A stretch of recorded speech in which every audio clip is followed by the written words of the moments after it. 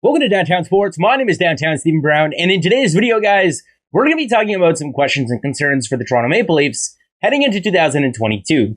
Before we get going here, guys, I am very close to 6,000 subscribers, and if you enjoy this one by the end of it, it would really mean a lot to me if we can hit that milestone to bring in the new year. This is obviously excluding the several players that they currently have in COVID protocol.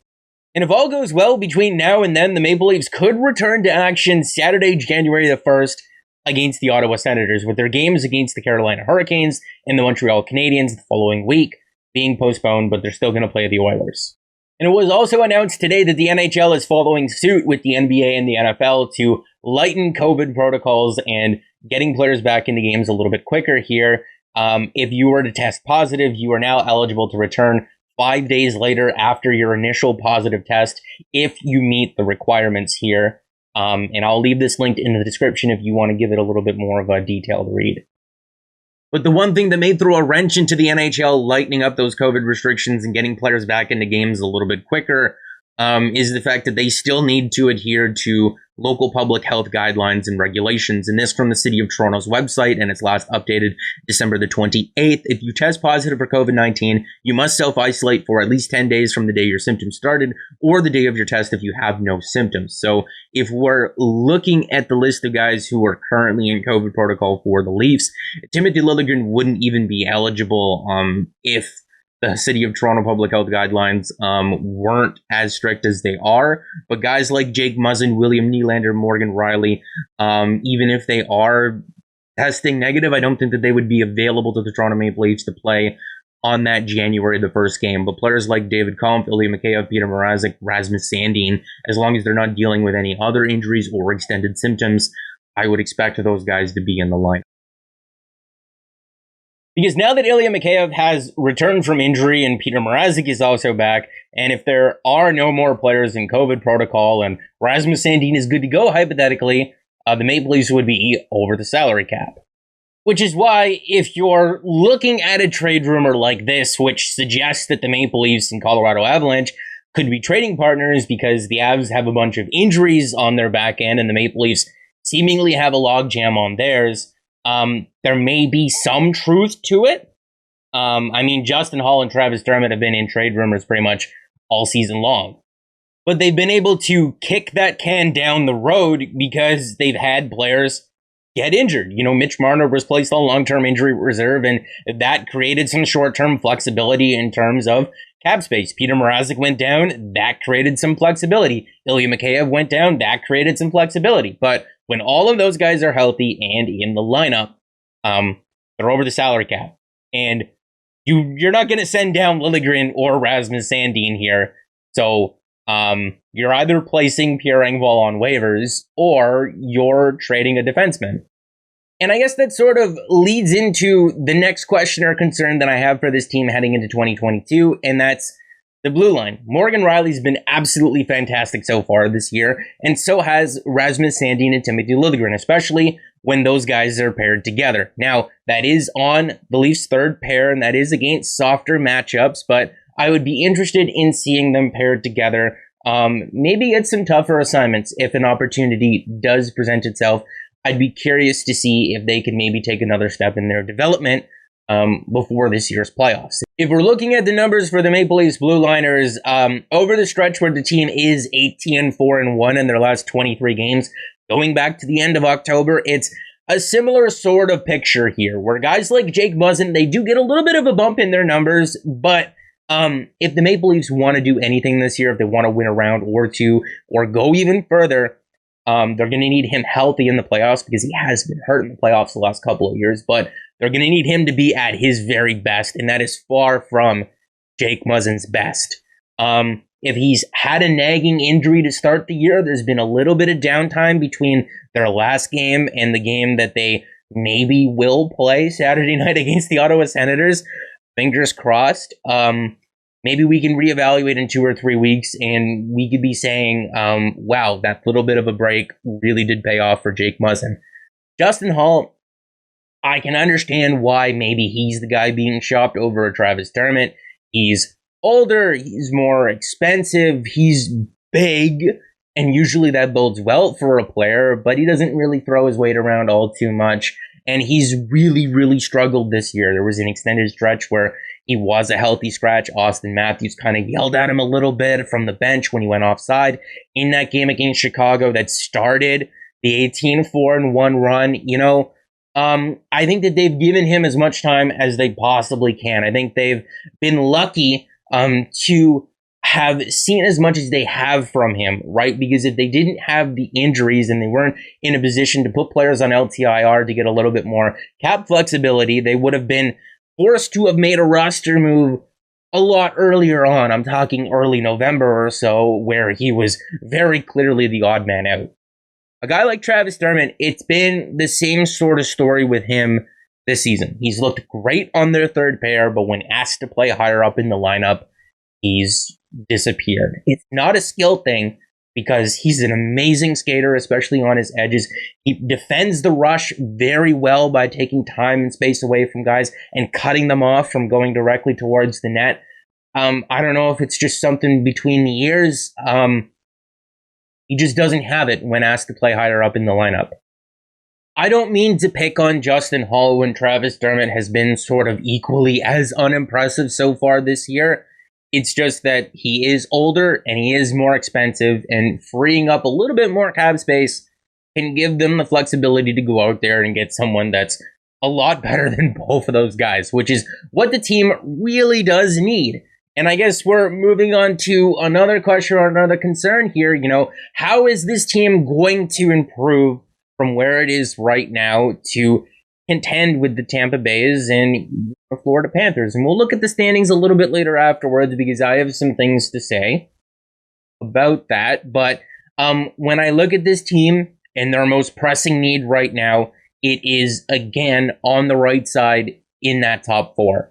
There may be some of you sitting there saying to yourself, well, why don't they just give Liljegren an opportunity in their top four playing next to Jake Muzzin? And if he plays well, then perfect. They don't need to go out there and spend the assets that it would cost to go out there and acquire another guy, especially if it's more than likely going to be a rental. If you're taking a look at their salary cap situation for next year, they're not really in a position to add a guy who's got multiple years left on his deal unless it's an absolute bargain. And I don't disagree with giving Liljegren that opportunity, but I would still like to acquire somebody else as well. That's how you create depth come the playoffs, and that's how you go on long runs. Bring in names to slot guys down in the lineup, and then if there's an injury, you can move them up. Taking a look at a short list of names here of guys who could be available at this year's trade deadline. Maybe you're looking at the standings and their teams just aren't doing so well, and they're unrestricted free agents at the end of this year, so it makes sense for them to maybe be shopped. Damon Severson, really probably the only name that surprises you. I heard his name being thrown around by some Devils writers on Twitter. I don't know how realistic it is that the Devils would actually trade him. He is a UFA at the end of his deal, which expires at the end of next season. He's the only defenseman on this list who has a contract beyond this year. It's for $4 million. I don't imagine that the Devils would be willing to retain on that. I don't see how realistic it is that they deal him this year. If they're having another disappointing year next year, because he is going to be a UFA, I can see that. And maybe his name is being floated around right now because maybe they look to cash in on how good he is as a player and also how valuable that contract is. But again, I don't know how realistic it is given how tight the cap situation is for those. But Justin Braun, Colin Miller, Mark Giordano, interesting names that maybe we can go into some more detail in its own separate video. Colin Miller, I know, kind of leaps off the screen at you because he's a former Sault Ste. Marie Greyhound from around the time that Kyle Dubas was there. I believe he was even captain. So it's pretty much, you could pretty much just buy a Leaf jersey with his name on it at this point. And the Sabres, probably very willing to retain salary. I know he doesn't have a deal beyond this year, but if the Maple Leafs want to add a defenseman and maybe a forward as well, they're going to need to stretch every single dollar that they have available to them. And the last little thing that I want to talk about here, it's not really a question or a concern, just something that I want to keep an eye on moving into 2022, because Jack's been absolutely fantastic this year. Probably going to be a Vezina candidate if he maintains this level of play. But the most number of games that he's played in a year, I believe, is 31. And he's probably going to smash right through that this year. So, going to be interesting to me to see how much they play Peter Mrazek or even a guy like Joseph Woll and how those guys perform. I'm just keeping an eye on it. When it comes to the forward core, I don't really have any questions or concerns or complaints. I mean, Austin Matthews had 10 goals in the month of December prior to the stoppage. John Tavares has been pretty consistent all year, so was William Nylander. Mitch Marner was just starting to heat up before he got hurt, and that's why, that was disappointing, just the timing of that injury. Michael Bunting has looked really good. Alex Kerfoot's looked great. Ondrej Kase, when asked to play higher up in the lineup, just looks better and better the more minutes that he plays. Jason Spezza is still scoring at a very efficient rate, just like he was last year. Wayne Simmons seems to get better each and every game. Even Nick Ritchie had like 6 points in 10 games at one point. I don't really have a complaint with this team. David Kampf has been excellent defensively and a great addition to this team's penalty killing unit. I don't have any complaints, questions, or concerns. And if they're able to get a defenseman for cheap enough, if they get 50% salary retained or even double salary retained like they did with Nick Foligno last year, then maybe they're in a position to acquire another forward. And the advantage to that is, well, if there's an injury up the middle, you can slot Kerfoot there, and then you're not losing anything on the wing. And if there's an injury on the wing, well, then you can either bump up Kerfoot or Kase, and, you're not losing a whole ton. If we're taking a look at the Atlantic Division standings here, the Tampa Bay Lightning are 9-1-0 in their last 10 games played, and they're doing this without Nikita Kucherov and Braden Point or even Anthony Cirelli. And they lost their entire third line from last season, but they still remain, if not the best, one of the best teams in the league. Although the Leafs have missed Mitch Marner for an extended period of time, and the last game that they played them was fairly close. And, the Lightning have blunders just like the Leafs do. I mean, if you're looking through their games, they got blanked by the Senators 4-0 at one point. And if that happened to the Leafs, everyone would be saying, oh, this is embarrassing. Oh, this doesn't happen to the Lightning. Except for when it does. It's going to be an interesting race for first place in the Atlantic Division. I don't know if the Leafs can catch them or not. But like I said, I don't think that the gap is that big, right? They're only separated in the standings by 4 points. And if we're looking at the Florida Panthers, they're a team that is falling fast and hard. Sergei Bobrovsky has a .901 save percentage since the beginning of November, and the team, I believe, over that stretch is 10-6-4. And it's just like what we said about them at the beginning of the year. They have an excellent forward core, they have an excellent defensive core, but their goaltending situation is an absolute nightmare. They will go as far as their goalies can carry them, and if Bobrovsky decides he wants to win the Vezina Trophy, well then, game on. But as of this moment, I don't consider them a serious threat, but I also don't want to count them out. The Bruins, I mean, their goalies have been okay this year, nothing too spectacular, especially when you're looking at the advanced numbers and the chances that they out. Their defensive core hasn't been as bad as what it looks on paper, but again, not too many impressive names there. They lost David Krejci in the summer, which was a huge blow to them, and they just replaced him by bumping Charlie Coyle up in the lineup. And yeah, they were active in free agency, but guys like Nick Foligno aren't really giving them a whole lot. So I look at them, you can't count them out, of course, but Leafs are going to end up playing them in the first round somehow again, aren't they? But that's going to be it for this video, guys. Like we said earlier on, I am very close to 6,000 subscribers. And if you're not already subscribed and you're still watching at this point, you're either asleep or you enjoyed what you just watched.